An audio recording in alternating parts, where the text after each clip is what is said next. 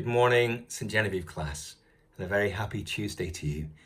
Now, you may know this is the last week of the summer term. The official summer holidays begin next week. Yay!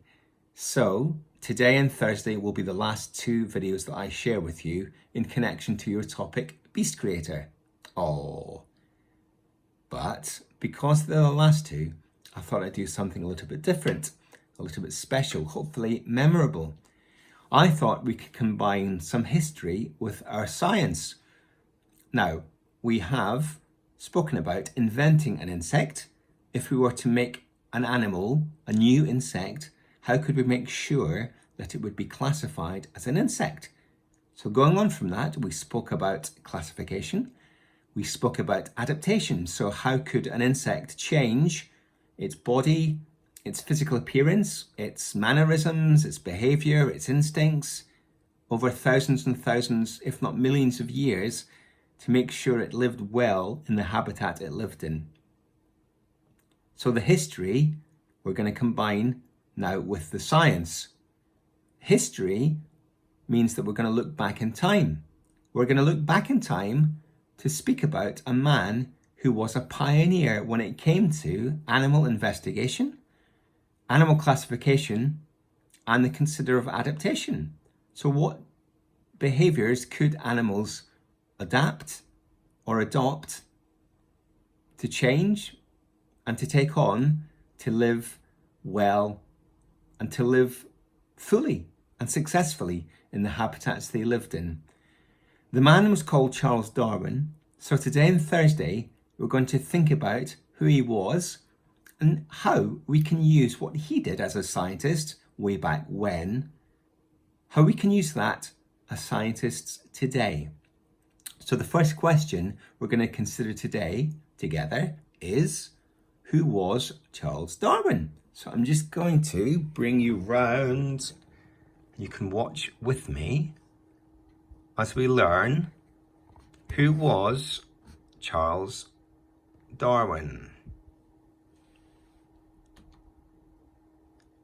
Charles Darwin was born in 1809 in Shrewsbury, England. He was one of 6 children. His father was a doctor and his mother came from a very successful pottery family. Young Charles wasn't considered to be particularly clever and hated some of his school subjects, especially Greek and Latin. Who was to know he would become someone we celebrate for his achievements over 200 years later? But it wasn't an easy journey for him. Off to university. Age 16, Darwin headed to Edinburgh to study medicine. In those days, training to be a doctor was a bit grim. No anaesthetic, and he wasn't keen on the blood. After 2 years, it was clear medicine wasn't for him.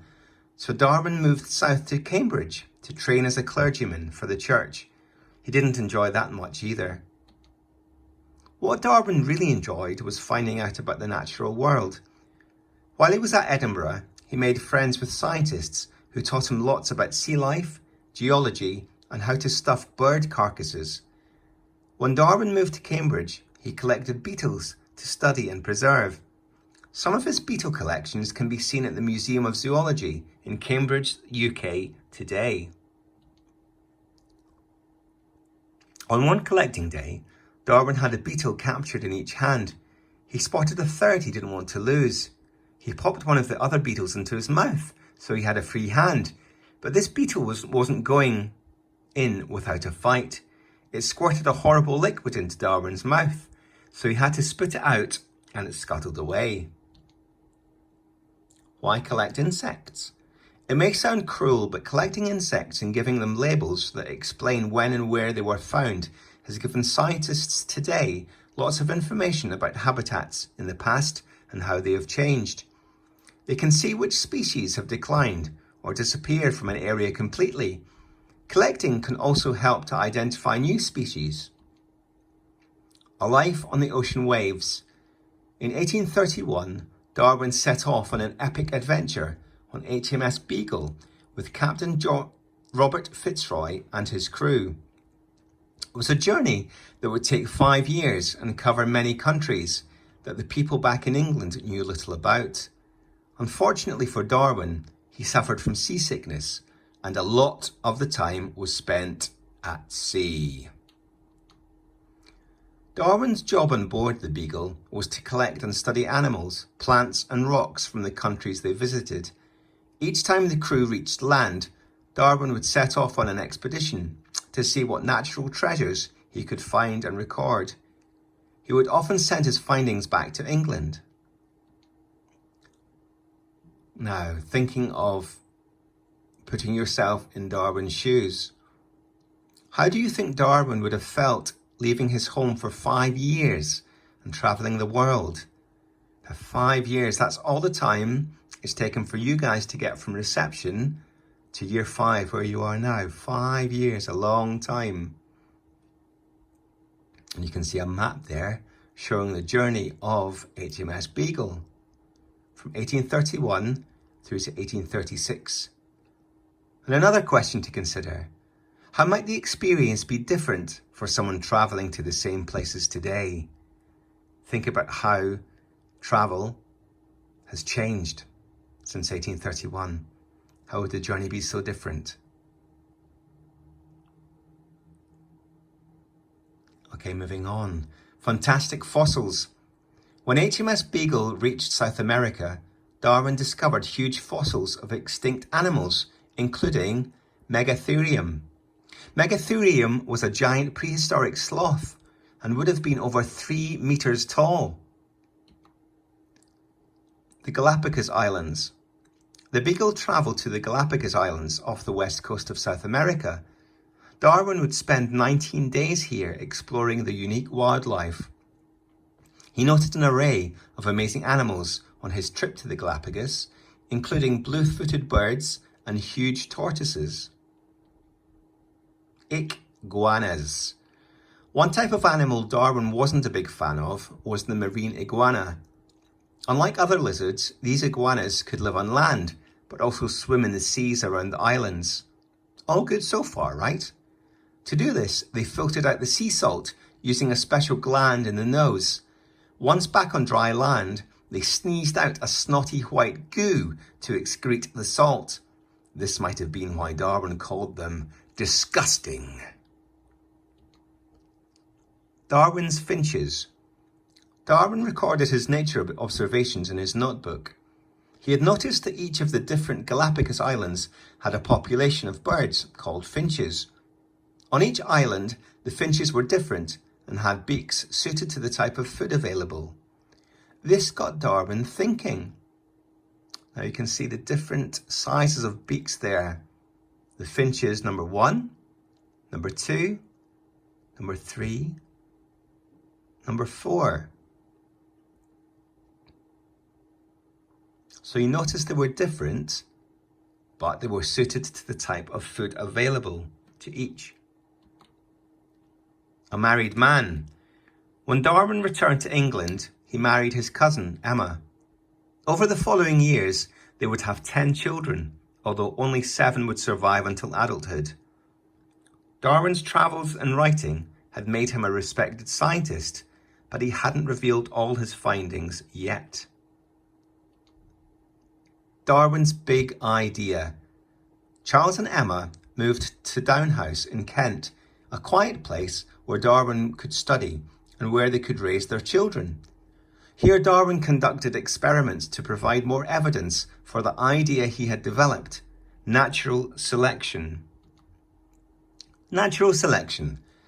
In each group of animals and plants, some are better suited to their environment than others. These are more likely to survive long enough to reproduce. They then pass on their useful characteristics to their offspring.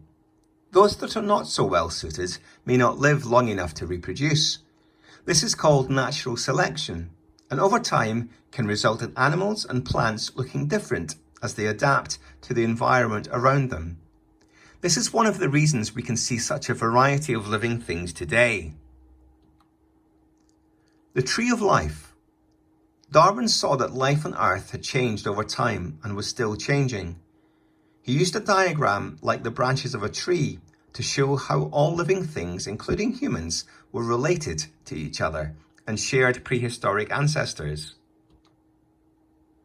The Origin of the Species. 20 years after his voyage on HMS Beagle, Darwin published his book called On the Origin of Species. His ideas about natural selection and the tree of life were now public, and he knew not everyone would receive them well. Darwin's worries. Darwin was worried that people wouldn't agree with his ideas and that his reputation would be damaged. His book challenged the way most people at the time thought about the world, that all animals were created at the same time by a god. There were debates and objections, but also support for this exciting new book. In fact, a fellow scientist called Alfred Wallace had been developing similar ideas through his own studies. Darwin's legacy. Darwin died in 1882, but he remains one of the most important scientists in history.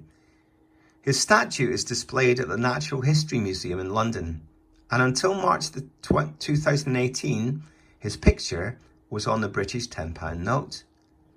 His big ideas, which he bravely shared, now provide us with a better understanding of the natural world and how the animals and plants we see today came to exist. Nice work, Darwin. Now, 2 more discussion points for you to consider. Thinking about his work and discoveries and his life, what do you admire about Darwin? And if Darwin were alive today, what would you ask him? So what do you admire about Darwin? And if Darwin were alive today, what would you ask him?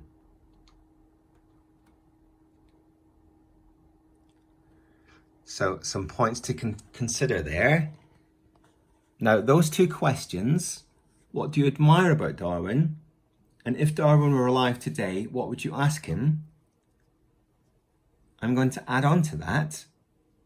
If he were alive, and we could ask him as a scientist what he did, how can we use what he did as a scientist to make those discoveries all that time ago? How can we use his ideas and theories to help us as scientists today to make new discoveries and go forward here from 2020? So on Thursday, we're going to have a think about looking to the past, to our history, to help our present and prepare us and even make us discover what may be possible scientifically in the future.